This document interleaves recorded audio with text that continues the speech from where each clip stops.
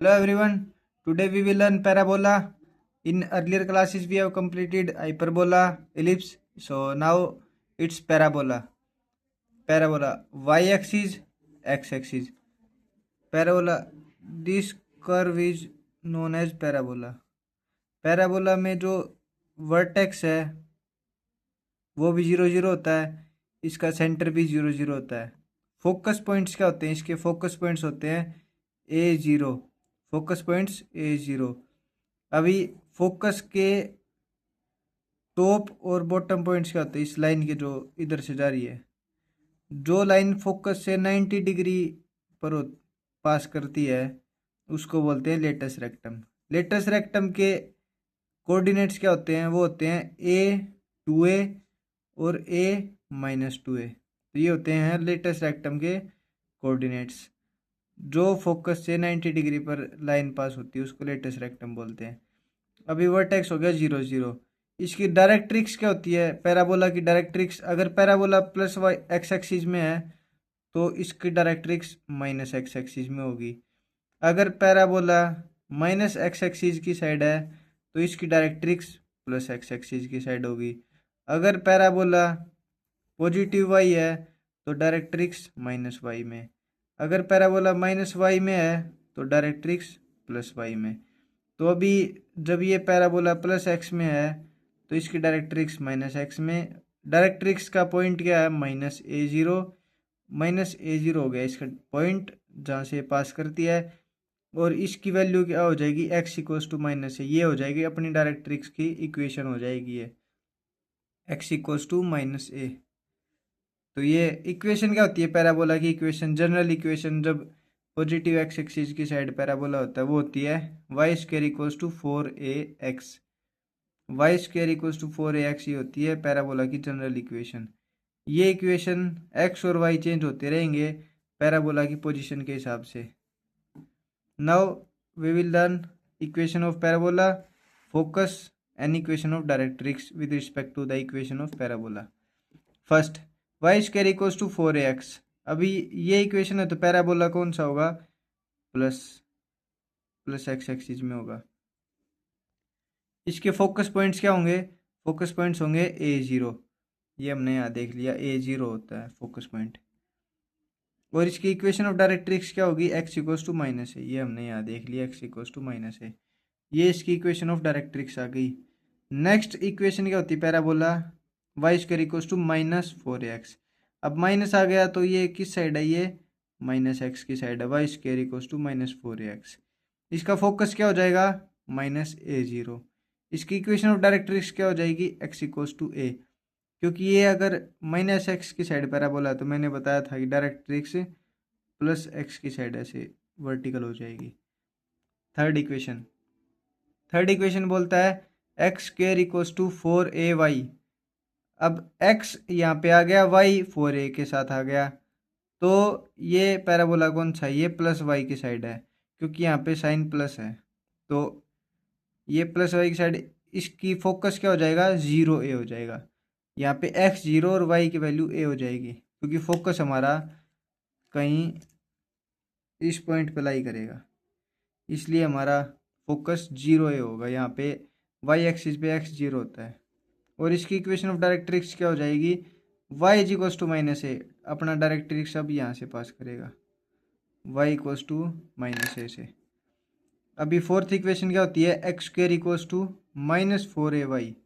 -4ay है तो upside down होता है ये हमारा पैराबोला. माइनस वाई की साइड है तो डायरेक्ट्रिक्स प्लस वाई की साइड होगी. इसका फोकस पॉइंट भी माइनस वाई पे लाई करेगा, वो हो जाएगा 0 -a.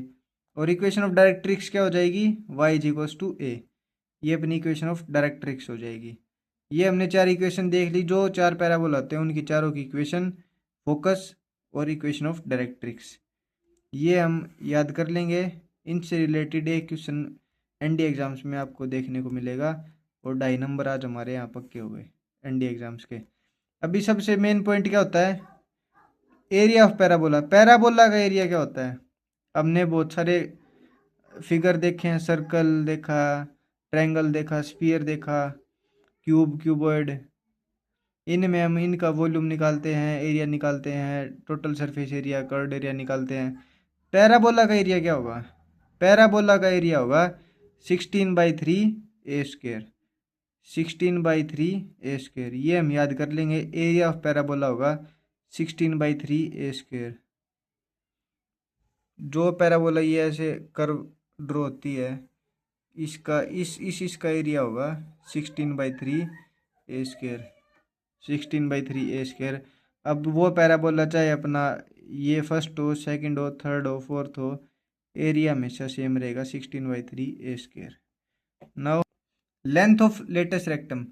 लेटेस्ट रेक्टम के कोऑर्डिनेट्स हमने देखे, a ± 2a होती है। अब लेंथ क्या हो जाएगी हमारी? 4a। 4a लेंथ कैसे होगी अभी बताता हूँ मैं।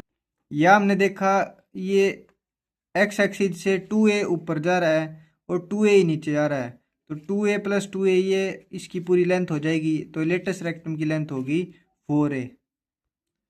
तो लेटेस्ट रेक्टम की लेंथ होगी 4a। अभी equation of parabola through vertex. Vertex के थ्रू इक्वेशन ऑफ पैराबोला क्या होगी? अगर हमारा वर्टेक्स ओरिजिन ना होके किसी और CD पॉइंट्स पे हो, अगर हमारा पैराबोला ओरिजिन से ओरिजिनेट ना होके किसी पॉइंट से ओरिजिनेट हो, किसी पॉइंट से ओरिजिनेट हो, CD हमने अज्यूम किया ये पॉइंट है, तो इक्वेशन क्या हो जाएगी? इक्वेशन में कुछ ज़्यादा चेंज नहीं आएगा, y - d² हो जाएगा और 4a × x - c आ जाएगा। यहाँ पे अगर -c - d पॉइंट है तो y + d हो जाएगा, 4a x + c हो जाएगा। ये है हमारी equation of parabola through vertex. अगर हमारा वर्टेक्स CD दे रखा है, अगर वर्टेक्स 0 0 है, ओरिजिन है, तो अपनी इक्वेशन जो पहले बताई थी वही है।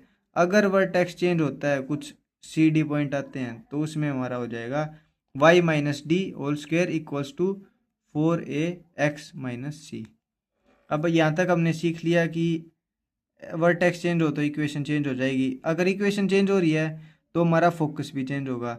फोकस की वैल्यू कैसे आएगी? फोकस आएगा y - d = 0 and x - c = a। ये वैल्यू हम पुट कर देंगे तो जो x और y की वैल्यू आएंगी यहाँ से, वो हमारा फोकस पॉइंट हो जाएगा।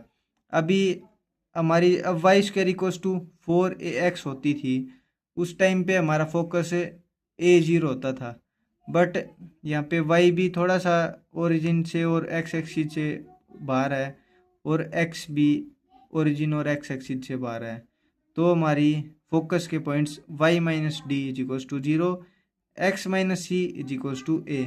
ये पुट करने से जो x और y की वैल्यू आएगी वो हमारा फोकस होगा।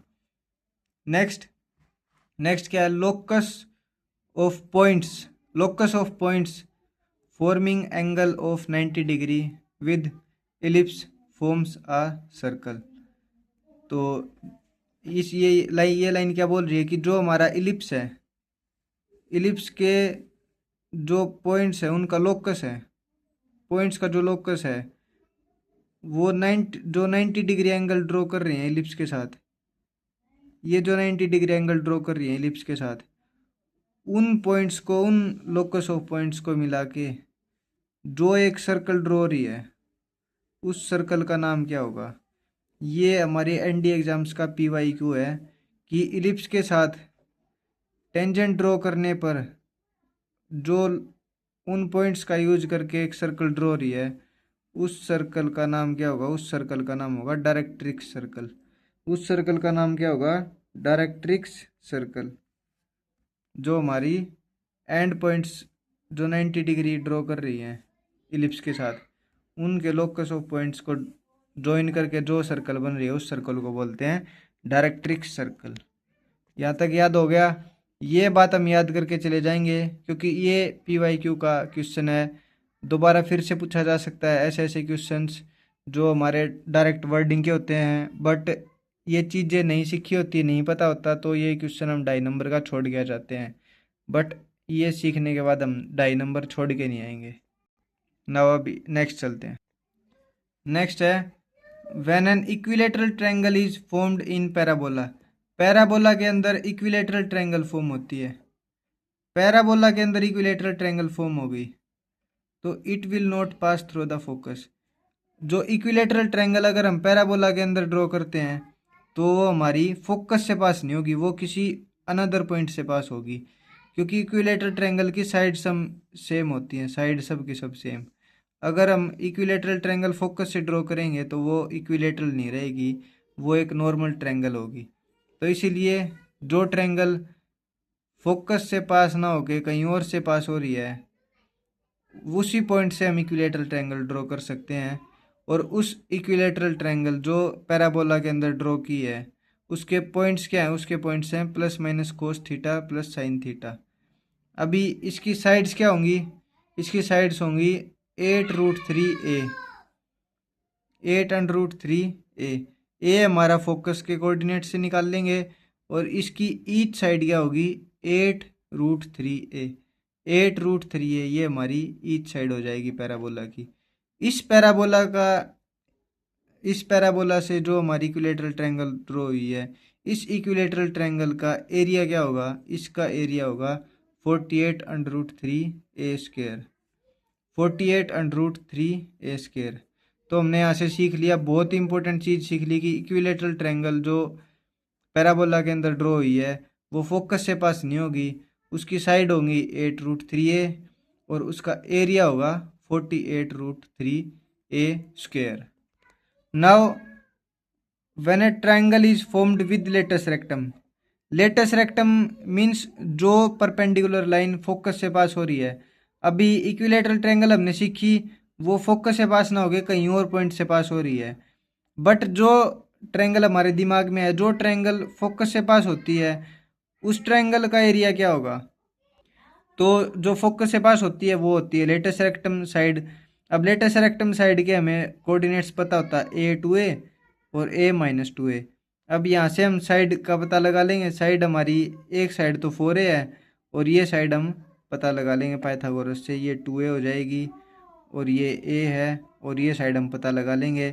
अब ये साइड इसमें नहीं पूछी जाती, इसमें पूछा जाता है कि एरिया क्या होगा उस ट्रायंगल का, उस ट्रायंगल का एरिया होगा 2A²। अब फॉर्मूले में कुछ भी नहीं है, बट ये फॉर्मूला अगर हमें नहीं पता होता कि डायरेक्ट पेपर में वर्डिंग आ जाए when a triangle is formed with latus rectum inside the parabola what is the area of that triangle. Area of that triangle हमें फॉर्मूला ही नहीं पता होता, हमें कोऑर्डिनेट्स पता होता, हम उधर इसको सोल्व करने लग जाएंगे तो हमारा 2 से 3 मिनट चली जाएंगी। बट ये क्वेश्चन सिर्फ और सिर्फ 10 सेकंड का है, इसमें एरिया ऑफ ट्रायंगल क्या हो जाएगा 2A² हो जाएगा। तो ये एरिया ऑफ ट्रायंगल 2A² हो जाएगा, ये बात हम याद कर लेंगे कि एरिया ऑफ ट्रायंगल 2A² हो जाएगा। और इक्विलेटरल में हमने सीखा था कि 8√3 a उसकी साइड होगी, 48√3 a² उसका एरिया होगा। डन। ये दो टाइप्स की ट्रायंगल हैं जो पैराबोला के अंदर ड्रॉ की जा सकती हैं, एक तो हो गई जो फोकस से पास होती है, एक हो गई जो इक्विलेटरल है तो वो फोकस से पास ना होके किसी और पॉइंट से पास होगी। इन दोनों के एरिया को याद कर लेंगे और इक्विलेटरल की साइड को याद कर लेंगे। पेपर में इनमें से एक क्वेश्चन आपको 99% देखने को मिल सकता है। नाउ अभी हम सीखते हैं वर्टेक्स क्या होगा। वर्टेक्स होता है mid point of focus and directrix. ये बहुत इंपॉर्टेंट बात है, ये बहुत इंपॉर्टेंट बात है, ये बोर्ड्स में भी पूछी जा सकती है कि वर्टेक्स क्या होता है, पैराबोला के अंदर वर्टेक्स क्या होता है। तो वर्टेक्स होता है फोकस और डायरेक्ट्रिक्स के बीच का पॉइंट। ये हमारा फोकस है, डायरेक्ट्रिक्स भी -A0 होता है उसका कोऑर्डिनेट, तो जितना इधर है उतना ही डिस्टेंस इधर पॉइंट रख के जो लाइन 90 डिग्री पे ड्रॉ होगी वो होगी हमारी डायरेक्ट्रिक्स। तो डायरेक्ट्रिक्स और फोकस के बीच के पॉइंट को हम बोलते हैं वर्टेक्स, उसके बीच के पॉइंट को हम बोलते हैं वर्टेक्स। अब फोकस क्या होता है, फोकस होता है mid point of end points of latus rectum. Latus rectum के जो एंड पॉइंट्स होते हैं, ये लेटस रेक्टम नहीं है, लेटस रेक्टम यहाँ से पास करती है।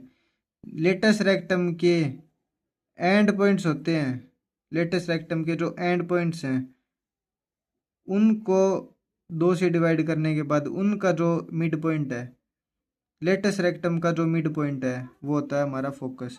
ये चीज़ अब कहाँ यूज की जाती है, इस चीज़ का बहुत अच्छा यूज है। ये एक लाइन हमें देखने को लग रही है कि क्या यूज होगा इसका।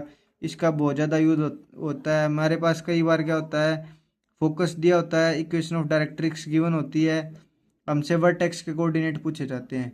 तो वर्टेक्स के कोऑर्डिनेट निकालने के लिए ये मिड पॉइंट फार्मूला लगाएंगे कि हमें पता है वर्टेक्स होता है डायरेक्ट्रिक्स और फोकस का मिड पॉइंट। और अगर हमारे पास लेट से हमारे पास लेटेस्ट रेक्टम का कोऑर्डिनेट्स हैं, लेटेस्ट रेक्टम के कोऑर्डिनेट्स हैं और हमसे फोकस के कोऑर्डिनेट्स निकालने हैं, तो फोकस के कोऑर्डिनेट्स होंगे उन दोनों का मिड पॉइंट। लेटेस्ट रेक्टम के कोऑर्डिनेट्स का मिड पॉइंट हमारा फोकस होगा। तो ये बात एक लाइन देखने को लग रही है, बट एग्ज़ाम के लिए बहुत ही इम्पोर्टेंट बात है, क्योंकि इसके अंदर हमारी चार चीज़ें हमारी इसके अंदर छुपी हुई हैं कि वर्टेक्स के कोऑर्डिनेट निकाल सकते हैं हम यहाँ से फोकस के भी निकाल सकते हैं, यहाँ से डायरेक्ट्रिक्स के भी निकाल सकते हैं और यहाँ से लेटेस्ट रेक्टम के भी कोऑर्डिनेट्स हम निकाल सकते हैं। Now find equation of circle passing through focus of ellipse. अभी ये कुछ मिसलेनियस चीज़ें हैं। अभी हमारा हाइपरबोला कंप्लीट हुआ लास्ट क्लास में, उससे लास्ट क्लास में इलिप्स, आज हमारा पैराबोला फिनिश हो गया। अब ये कुछ मिसलेनियस हैं। इसमें find equation of circle passing through focus of ellipse. Ellipse के फोकस से जो सर्कल पास हो रही है उसकी इक्वेशन क्या होगी? उसकी इक्वेशन होगी x square plus y square equals to a square e square, a square e square. तो x square plus y square क्या हो जाएगा? A square minus b square. यहाँ से बी स्क्वेयर का फॉर्मूला हमने यूज किया, b square equals to a square 1 minus e square. वो फॉर्मूला यूज करके हमने निकाल लिया x square plus y square होता है a square minus b square. इसके सेंटर पॉइंट्स क्या होंगे? सेंटर पॉइंट्स होंगे 0 0। रेडियस क्या होगा? रेडियस होगा ए ई, रेडियस होगा ए ई। ये हमारी रेडियस हो जाएगी सर्कल की, जो हम इलिप्स के अंदर फोकस से ड्रॉ करते हैं उसकी रेडियस हो जाएगी। आज की क्लास में हम यहीं तक पढ़ेंगे। इसकी बाकी जो चीज़ें मिसलेनियस चीज़ें और कुछ मोस्ट इम्पोर्टेंट अदर पॉइंट्स होते हैं कि किसी पॉइंट्स को लेट कैसे करना है इलिप्स के अंदर, सर्कल के अंदर, हाइपरबोला के अंदर, पैराबोला के अंदर, जो हमने कई बार एनडी एग्ज़ाम्स में, कई बार पीवाईक्यू में देखने को मिल जाता है, अलग अलग बुक्स में भी देखने को मिलता है। तो उन पॉइंट्स को जूम करना मैं आपको नेक्स्ट क्लास में सिखाऊंगा। अभी के लिए पैराबोला को कम्प्लीटली याद करो, हाइपरबोला और इलिप्स तीनों को अपनी टिप्स पे कर लो और इनकी अच्छी सी प्रैक्टिस कर लो। यहाँ से तीनों टॉपिक से 3 क्वेश्चन आपको एनडी एग्ज़ाम्स में मिल जाएंगे। 3 क्वेश्चन को हम छोड़ के नहीं आएंगे। 7.5 मार्क्स हमारे 3 वीडियो में पक्के हो गए। 30 मिनट में 7.5 मार्क्स एनडी एग्ज़ाम्स में हमारे पक्के हो गए। इनको हम नहीं छोड़ के आएंगे। आगे पढ़ाई करो, चैनल को सब्सक्राइब करो, वीडियोज़ को देखते रहो। Till then study hard.